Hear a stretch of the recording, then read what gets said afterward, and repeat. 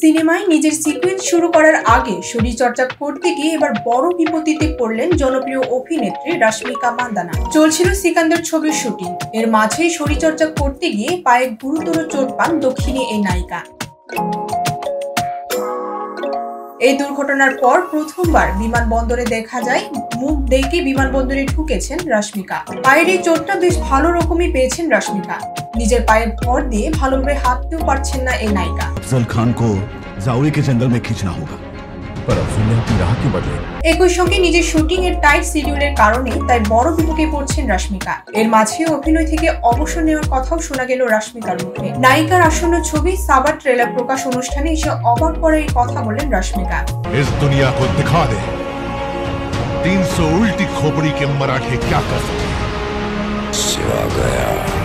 সে ছবিতে মারাঠা রানী যশোবাইয়ের চরিত্রে অভিনয় করার সুযোগ পাওয়ার অত্যন্ত আনন্দিত বলে জানিয়েছেন এই অভিনেত্রী। সিনেমাটি আর তার চরিত্রটি নায়িকার এতই ভালো লেগেছে যে ট্রেলার প্রকাশ অনুষ্ঠানে জানালেন এই চরিত্রের পর অভিনয় থেকে অবসর নিয়ে ফেললেও আপত্তি নেই রাশমিকার।